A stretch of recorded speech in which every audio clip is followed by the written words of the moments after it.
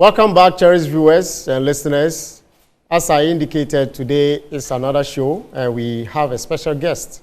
But before I introduce the guest, let me just send a quick reminder to all of us that we are live. This show runs live every Thursday on Metro TV and Facebook, and a playback is given on Saturday at 1:30 p.m.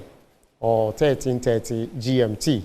Make a date and let's have a continuous discourse on the leadership, drive that will make a better society of ours towards the sustainable development of, ourselves and generations to come. Today, our discussion is going to focus on leadership and innovation.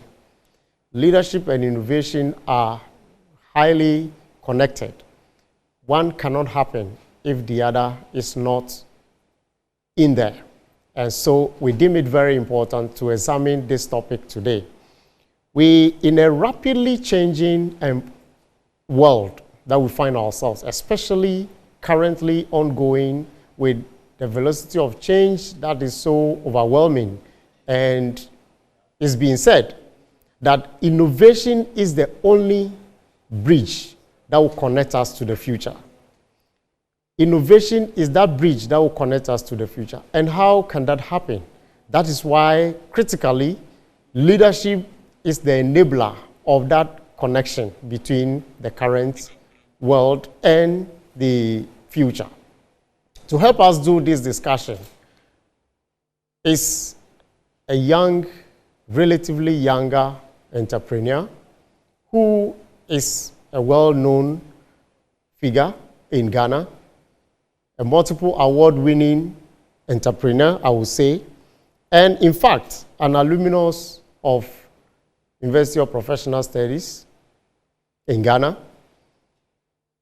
He has a lot of awards to his credit, but prominent among these awards, one would say, is the Youth Innovative Entrepreneur Honorary Holder. This gentleman, he's in the person of Mr. Anthony DZAMEFE, the CEO of Timepiece Ghana and CAVEMAN Ghana. Anthony. Hello, sir. Welcome to the show. Thank you very much.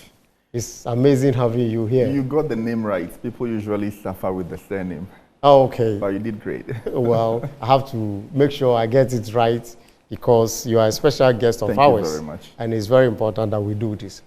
All right, before I get back to you, let me just continue just to give a brief background to our viewers and listeners to understand what exactly we mean by innovation. Let's establish the fundamentals so that we all be on the same page in doing justice to the topic we have today. Now, like I said in my intro, cherished viewers, innovation has been said as the connecting bridge between current developments and the future sustainable development. Without innovation, we cannot grow. We cannot make ends meet. And so, what is it when we talk about innovation? What is it that we mean when we say innovation? Let's take a quick look at that. Innovation may be defined as that process whereby something is added to an established system, or something is existing but a new thing is added onto that. That is either by way of a new idea, a new method, a process, a procedure, or any other thing that is added to a system, be it a device, a machinery, a piece of equipment. Others are existing, but how do we get something new? That is the process of innovation. So innovative ideas are usually expected to come from leaders because leadership is the central enabler, as we have always said on this show. Now, Steve Jobs said, innovation is the ability to see change as an opportunity, not a threat. More often than not, leaders in our part of the country or the world feel that this is the way we have done this for all these years. Why bring a change? Processes have been this way. Why are you bringing a new thing? Let us stick to the status quo. But no, innovation is the way to progress. And that is why we deem it very important to carry out this discussion. Innovation also combines new ideas with the willingness to act. It is not just about having an idea. It is the willingness to act upon those ideas that make a difference. And so we want to establish that innovation cannot happen if action is not taken. Now, someone said innovation also is the calling card to the future. The future is unknown, as is generally said. But how do you get there? So someone said, is the call card or the calling card to the future. We need to appreciate that innovation plays a critical role in our development drive. And I am excited that we're going to have this conversation today. Now, Anthony. Hello. You are such an amazing entrepreneur. Thank you. When it comes to the industry, I think you are one of the young enterprising individuals, award-winning, we have described. What does innovation mean to you, practically?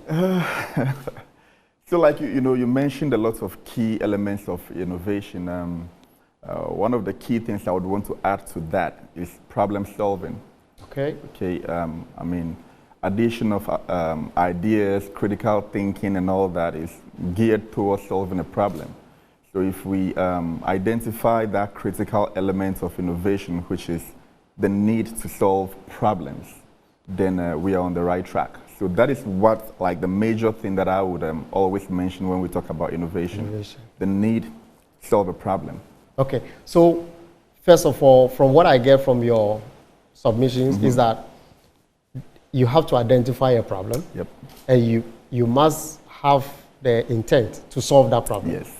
And by that, you will be able to think outside the box, yes, to find solutions to that problem. So in your drive, in your journey so far, how did you bring about that innovation? When I take my mind back, I would credit a lot of, my innovation to the fact that I used to play video games growing up. Okay.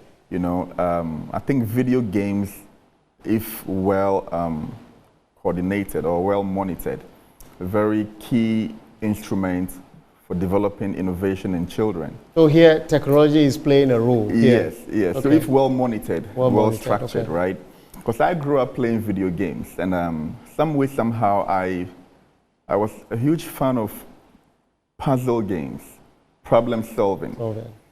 So at quite a very early age, I became used to meeting stumbling blocks in a video game and taking about a week or two to figure out how to solve it. Really? So I got used to that. My brother and I, we could solve the most complex of video games at the most difficult levels at a very young age. So growing up, it made me apply that way of thinking to problems generally, because I would always say that every problem has a solution. It's just not there in your face. You have to just think about, the hidden methods, the strategies, then you can find a way to solve every problem. So I grew up playing video games, and I loved the fact that I had this dopamine effect from solving puzzles and video games, and I got addicted to it, I should say. So when I encounter problems, I have that attitude to, let me fold my sleeves and have fun with it. Okay. That's how I say it. Yeah, sorry to come in. So what it means is that during those video games, yeah, or by going through that process, your curiosity was actually, hyped. It was being nurtured, yes. Nurtured and hyped to the extent that every other thing you look at, or every game you come across, you want to see how you can outperform on that game. Yep. So curiosity led you to do what? To find solutions to every problem. Okay, so now let's bring it to your business. Great. Where you are credited for bringing out innovative, ideas, where you came up with a CAVEMAN watch, or watches. How did it come about? Well, because we have watches.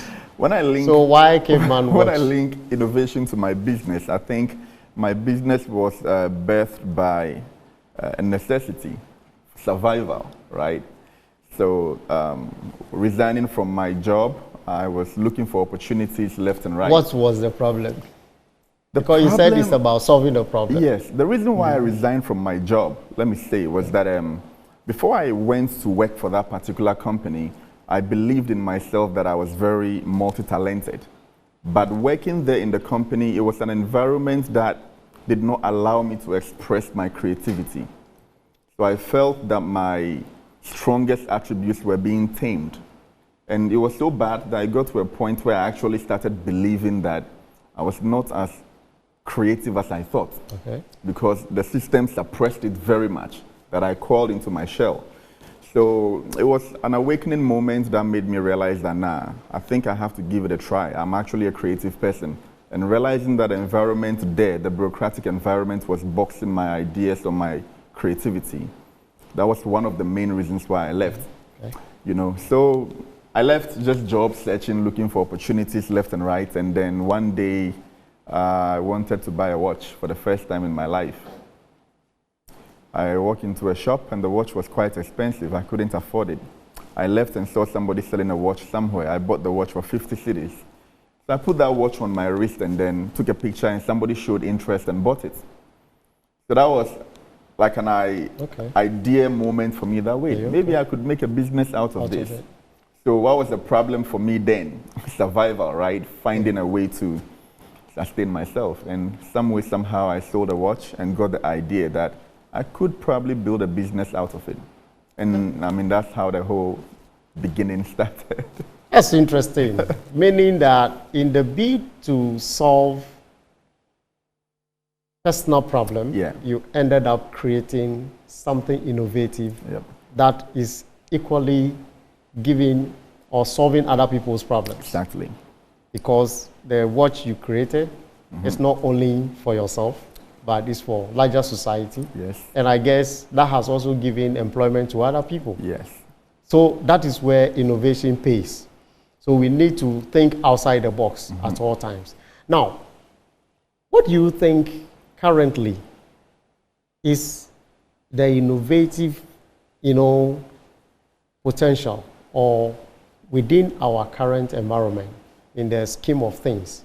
What are the critical areas for innovation that we, the younger generation, can embrace? Well, we happen to be in a very blessed moment. I'll say that because of technology and social media. When you look at the vast improvements that the world has experienced in the last decade, it had been a huge spike in terms of technology. I mean, not too long ago, me being in secondary school and remembering when somebody brought a smartphone for the first time and we had to queue in front of his dormitory to take turns in watching it, just having a look. So there has been a huge jump in technology and that has created a lot of opportunities for us. And things that we can create careers out of now, back some years ago or a decade or something ago, nobody would have imagined that anybody could make a career out of those things. So the opportunities are really endless for us now. Social media is there. We have to learn so much on social media.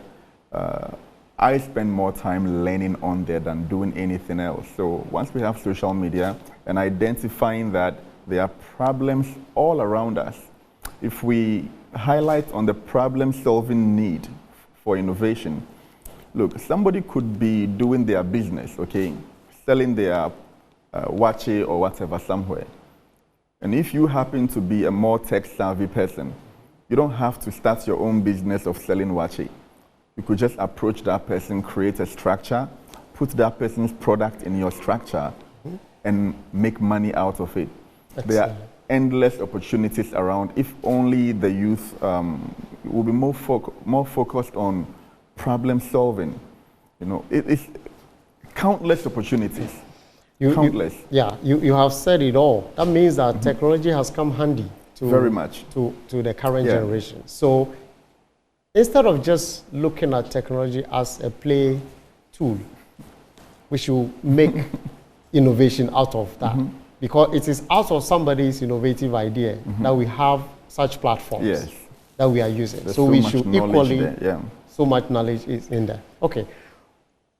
Do you think leadership has a critical role? Leadership here, not only at the political level, but across board, be it at the traditional society level or religious level, or even at the home level or family level, has a role to play in promoting innovation. A huge role. I mean, I'm glad you mentioned the family side of it, because a lot of the damage started from the family level, from parenting, where parents hammered timidity into their children, you know, and then these kids grow up and have no interest or no idea in problem solving or having any wish to, because they are scared of making mistakes. Parenting had done a lot of, caused a lot of, influence in that regard. I remember growing up, I always fell in trouble because I happened to be the only one among my siblings who would ask why, who would not just get up and do something just because for the sake you of said it, but I just want to understand. And I would tell my mom all the time that, please pardon if I ask why. It's for a good purpose, to understand. Don't take my curiosity as stubbornness or disobedience, but create that atmosphere where I can learn and ask why. But most parents, they probably also grew up the same way, you know.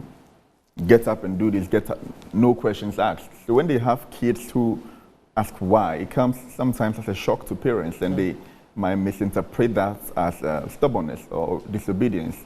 So the way we were brought up has a very, very huge role to play.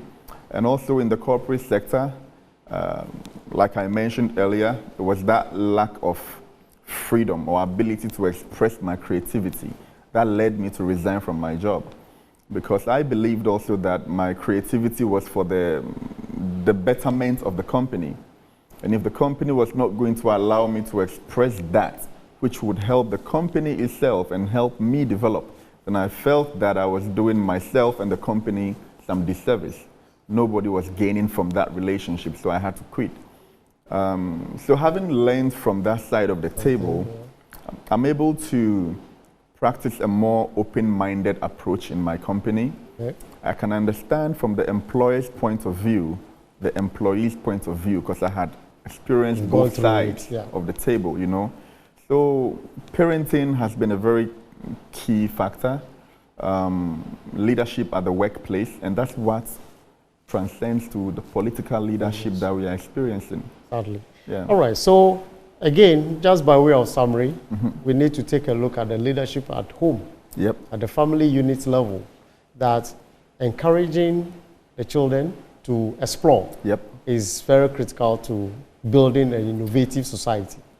And likewise, within the corporate environment, we need to, leaders within corporate environment need to promote a culture of innovation. Yes. That leads us to our next question that I'm going to ask you. You are an industry leader. How do you, what are some of the practical ways that you encourage innovation in your company? Okay, so I do believe strongly that if I don't allow my employees to flaunt their expertise, I would end up marginalizing their potential. So one of the things I admire a lot, or I look for in my employees, is I would always throw the question back to them. If a worker comes to ask me, oh boss, what should we do about this? I would ask him, what do you think? Because I believe that their opinion is quite more important to me than mine. If it was just by my opinion, my ideas, I don't think the company would go very far. That's why I brought them on board, to be able to benefit from their way of thinking. So the first thing I would do is to throw the question back and just create that culture of having opinionated employees. The opinion of every employee is very important. We shouldn't have a culture where employees feel afraid or feel as if their opinion is not important or appreciated. So that's one of the things I do. I would ask for your opinion. Bring your idea on board. Sometimes I could put an employee in a situation where there's a critical decision that needs to be made, and I will make myself unavailable. Okay.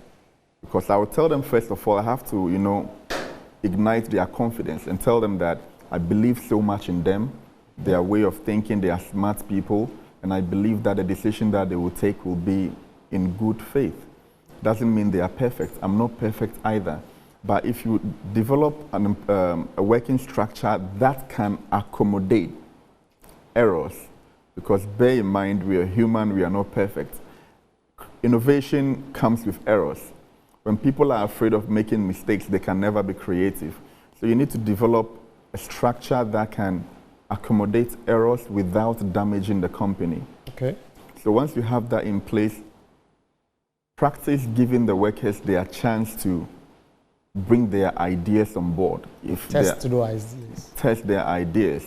Encourage them, So that's one thing I would do. I will put you in that situation that you come to me with a question that demands critical thinking, and I'll tell you, I don't know. So you go think about it. Go and think about it. Go figure it out. Yeah, figure it out. Let's discuss. All right, viewers, it's an interesting conversation we are having.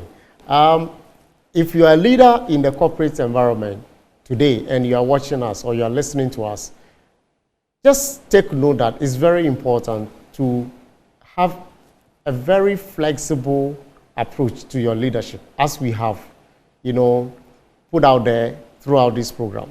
That leadership must open up to receive innovative ideas from employees.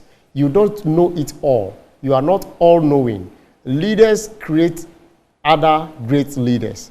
If you are a great leader within the corporate environment, you should know that your greatness stems from the fact that you are able to create more greater leaders, so to speak.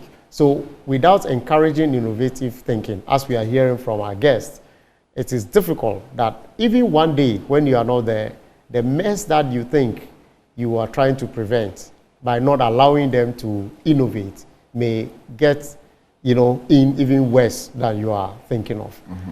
Anthony. Hi. It's an interesting conversation we are having. Leadership, again, is key. Yep. Now, what would you say if somebody argues that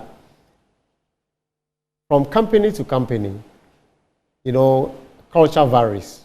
So when you come to our company, this is our culture. We have a regimented approach to doing things.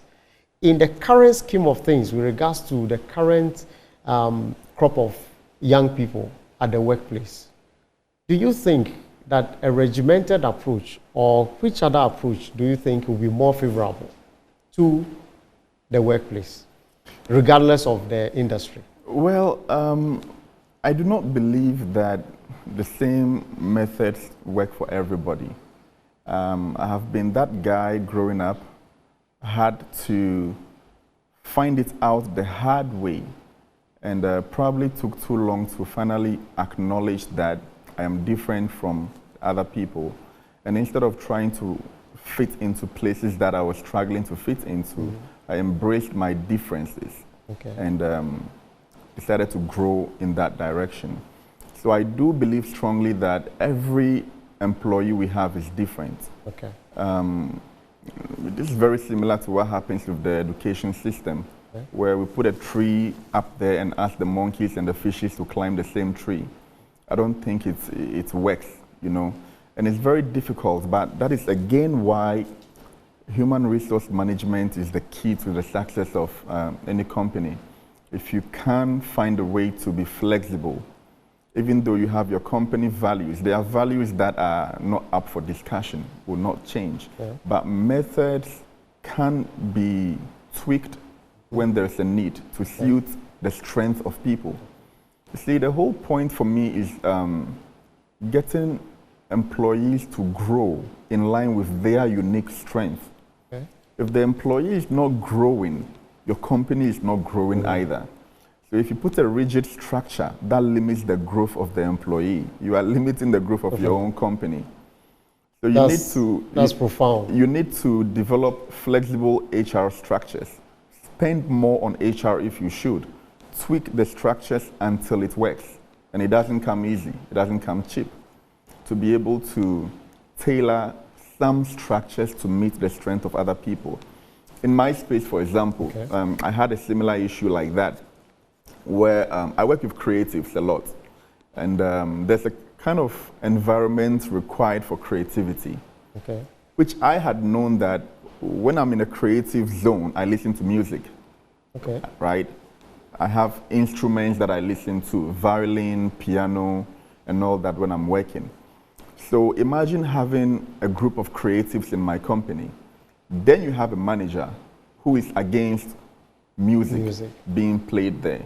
You know, it might favor the administrative people who do not want the music, but it might not favor the creatives who need the music to work. So if you bring one rigid structure and apply it to everybody, you would defeat the strength of other people. So you need to be able to find a structure that works for everybody. Like I said, it doesn't come cheap, it doesn't come easy, but that's why business is challenging and hard.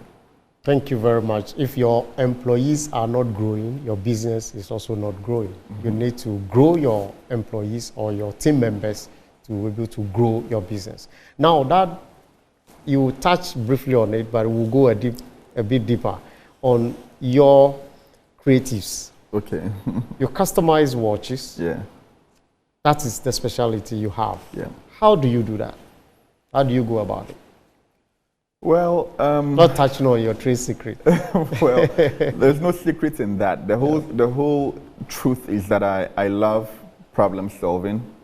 When a customer comes to me and says that I need to get a watch for a mentor of mine who happens to be a pilot and a retiring pilot, what can you do for me? That's when I have the, like I'm happy, like a kid about to play a video game. I'm very excited when I have to bring my creativity into play, and more excited when I see it come out beautifully and the customer loves it. Those are the everyday victories for me, So, yeah, that's just how it is. When a customer comes and has their unique preferences, I'm always very happy to attempt them. Sometimes my employees might even be confused because I would tell the workers that this thing is not possible. Tell the customers we cannot do this, we can only do that. Then there are times again that the customer will request for the same thing, and I'll be like, bring it, I can do it. You can do it. And we're like, boss, you said yesterday that you can't do it. I feel like anything is possible if you sit down to analyze, to put your mind to it. Problem solving is just fun. It's fun. Yeah. That's it. So problem solving is fun when you put your mind to it. Yeah. It is not the problem that is key, but finding solution to the problem is key. Cherished viewers, we are enjoying the conversation, and I believe you are enjoying it too. Let's take a quick break, and then when we are back, we'll continue the conversation.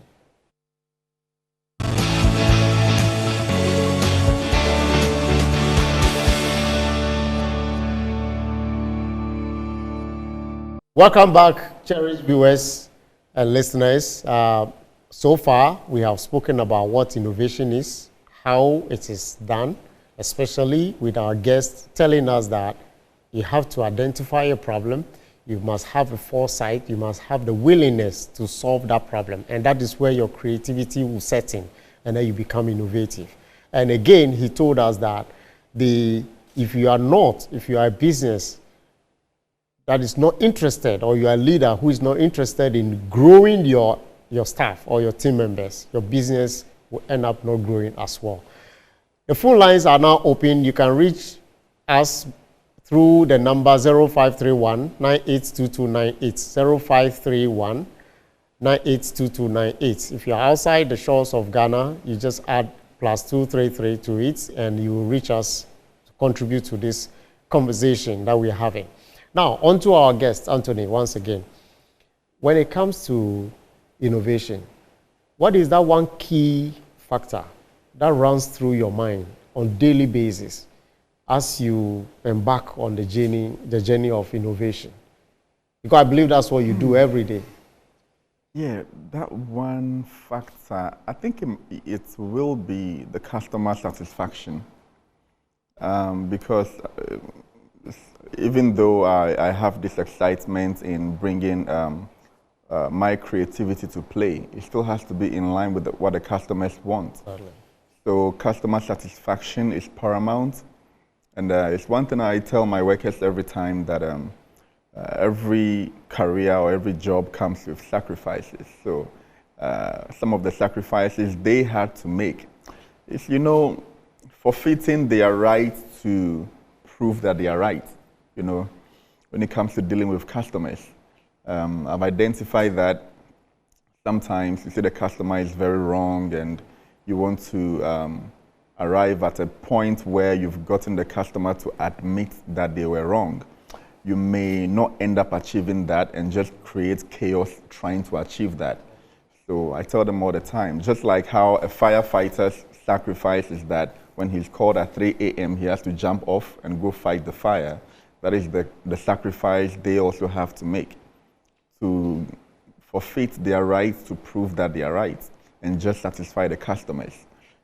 So customer satisfaction is what drives me in when I'm applying innovation. Okay. Yeah. So what it means, therefore, is that in all your thoughts regarding your creativity around your business, the customer is central. Yep. So what can you innovate to satisfy the customer? Yes. By way of service, by way of products. Yep. That is what I guess you do. Yes. Viewers or cherished listeners, please, let's take note of some of these tips. Very critical for our own progress as business leaders, as up-and-coming young leaders.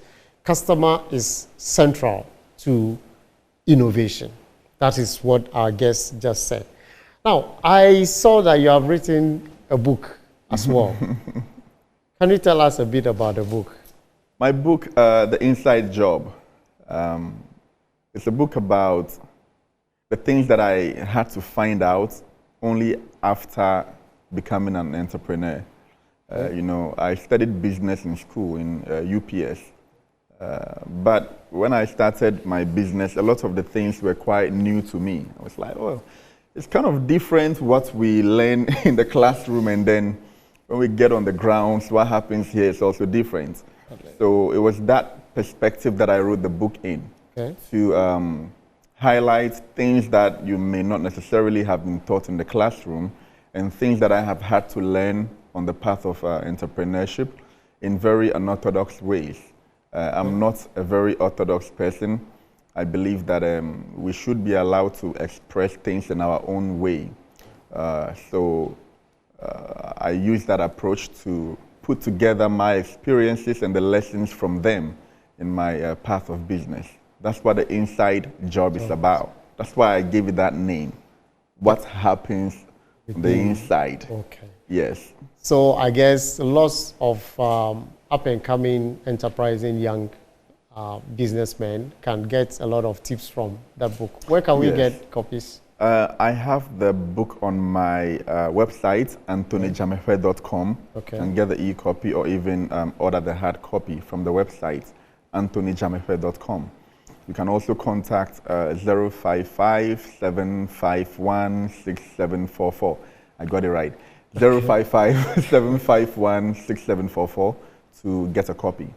That's great. Cherished viewers, on this show, our aim is to expose the rudiments of leadership, and by so doing, we'll link it up to what we can learn, unlearn, and relearn to accelerate that process of our development efforts. It doesn't come easy, but with focus and determination, I believe we will all get in there. Our guest has said it. He has told us that it has not been a smooth journey, but with determination, creative mindset, you will always get in there. This is a book also here with us with the title Prosperity Paradox: How Innovation Can Drive Our Prosperity. If you also have access to or the opportunity to come across this book, please procure it. It will lead you to understanding the rudiments of our time and how innovation can help you in coming out of your own circumstances and in the betterment or providing a better society wherever you find yourself. Anthony, we will continue while we wait for, I guess our viewers are enjoying the conversation. So we'll continue to, have this discourse on the topic, leadership and innovation. Yeah. Without leadership, it is said that leadership is what drives everything. Yep. Without leadership, how do you ensure that in your absence, there is still leadership in your business? Well, you can't run a business without a hierarchy, an organizational structure, delegation, supervision, and that workflow. So definitely we have a very good structure where people know exactly who their superiors are, who they learn from, who they report to, and a whole monitoring culture system well implemented. So in my absence, and it's very important to create your workflow in the manner that each part, even though independent, is part of the whole machine. Okay. So people are experts in various fields and departments. You have to get to a point where you become a supervisor, even though there are key elements of the production process that I still take care of. In my absence, the structure is set up in a way that work can continue in my absence. That's good. So you mentioned the word delegation. So you ensure that at any point in time, even things that you are supposed to do, somebody is available to do it on your behalf. All right. Viewers, Anthony is, as I said, a multiple award-winning entrepreneur. I must just use the opportunity to mention some of the awards that he has won as a person and as a company for his company as well. He's been awarded as among 100 most influential young leaders in Africa, 2021. Advanced Media 50 Influential Young Ghanaians 2021. Before I continue, let's get to Jason. Good afternoon. Good afternoon, Doc. You're welcome to Leadership 360 Show. Please, thank you very much. Let's have your input. So, Doc, I want to find out, how do you handle failure? Please speak up a bit. I want to ask, how do you handle failure? How do you handle failure? Failure. Okay. That's a very critical one. Anthony, have you failed before? Yeah, countless times. Okay, how do you handle that? How have you handled failure? How have I handled failure? I think even in boxing, they will say that it's the punches you don't see coming that hurt the most or that knock you out. Yep. So what do you do? I have a very open-minded approach to setbacks or failure. That no failure comes as a surprise to me, to knock me out. So even though I would fail at certain things, before the failure comes, I had made room in my mind for it and what I will do if it happens. So even though failure would come in different aspects of life, it would always be something I had seen before it happens and had already made strategies to absorb it before it happens.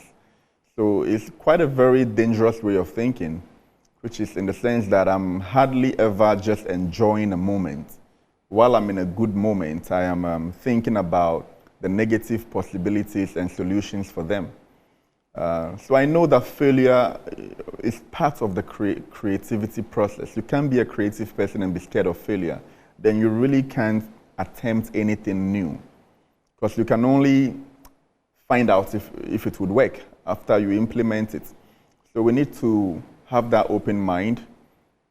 People will say live in the moment. I don't know how to live in the moment. I'm always thinking about possible, negativities that could happen and how to solve them.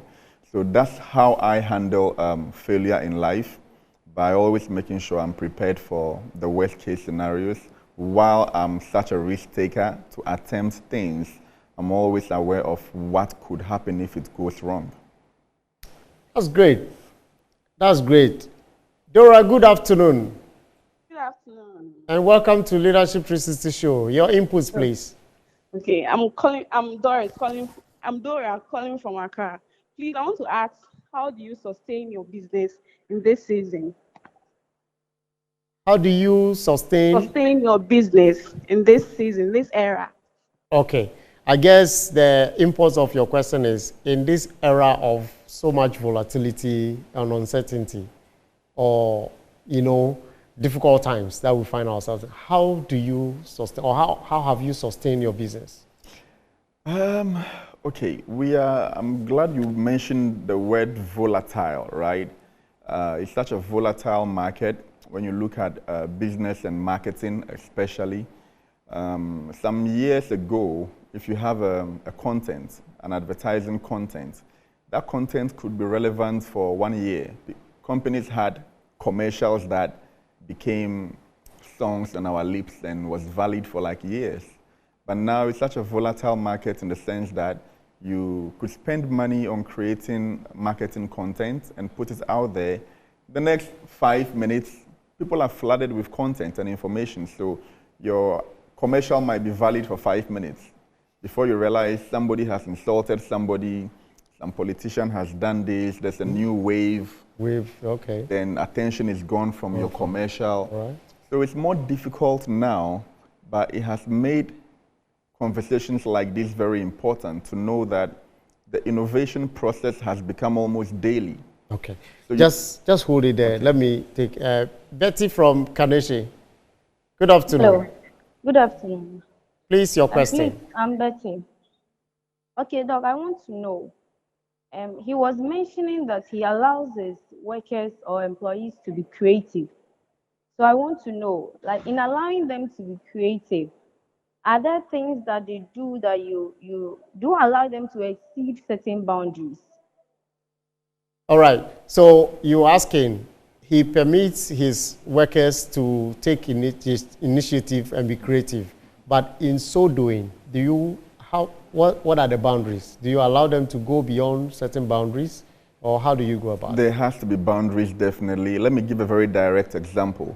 Okay. Like the people who make the straps, the leather or the chain straps for my watches, okay, right? Identifying that I had trained them over and over, and they've become very creative in the sense that they could even come up with new ideas that impress me. That gives me joy. But regardless of that, I would always make them know that no design should be posted on social media without me seeing it first. Okay. Because the company has to be projected in my lens, how I see things. So if you have any creative ideas, any combination of this and that on a leather strap or a chain strap, just go ahead, okay, but show it to me. So the brand must be projected. Yes. In all innovative ideas, the brand must be projected the right way. Yes. All right. Hajia from Kaneshi, good afternoon. Good afternoon. Hajia, good afternoon. My name is Hajia. Good afternoon, sir. You're welcome to Leadership 360. Your input, please. From Kokomlemle, not Kaneshi. Kokomlemle. Yes, sorry. Yes. Please. I want to ask, how much is his book?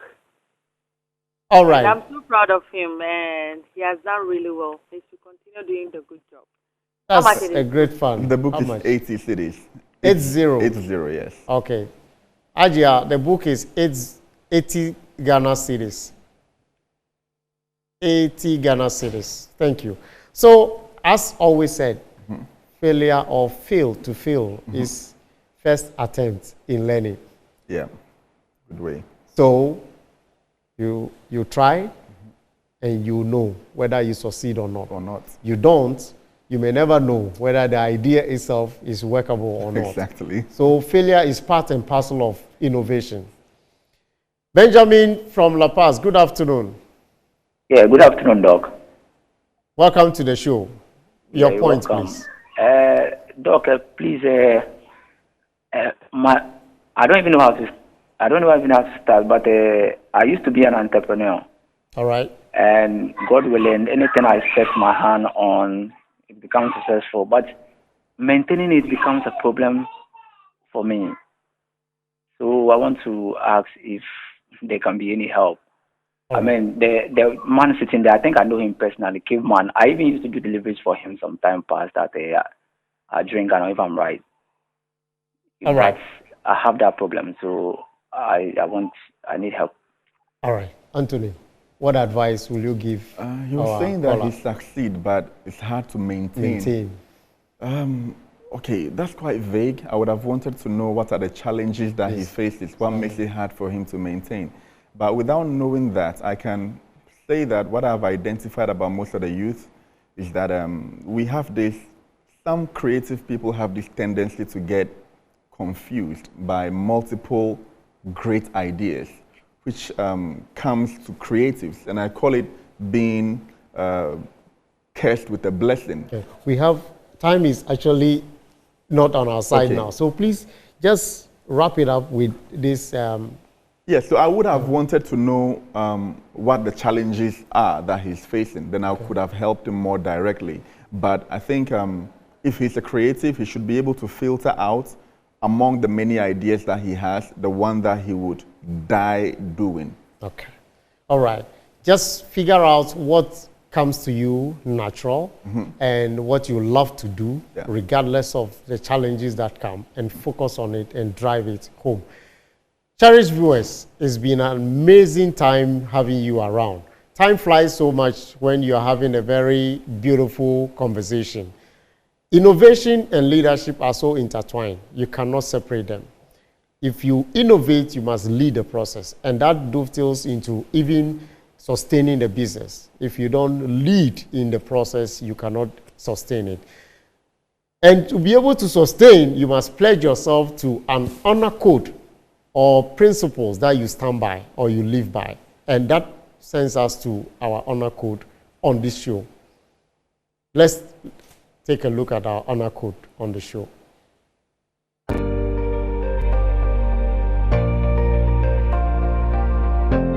I am a proud and firm African. I will take a stand. I will lead and be the change. Come and take my hand.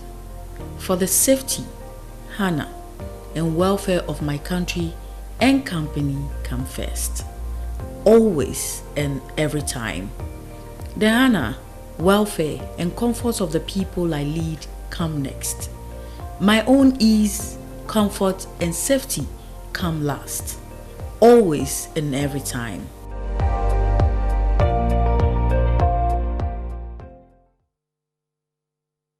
Welcome back, cherished viewers. And that does it for today. It's been amazing having Anthony on this show. I believe that from here, the conversation continues. Those of us who are interested in getting to know all the critical efforts that he put in to get to where he is, let's get his book, The Inside Job. The Inside Job, and we'll get to know more of his mindset and how he drives innovation to achieve success in his business. Anthony, nice having you around. It's been a pleasure. Big pleasure for me. We hope to see you another time when we call upon you. Thank you very much. Viewers, that does it for today. Let's continue to learn and relearn, to unlearn, so as to accelerate our leadership effort as making our societies a better place for all of us. Bye.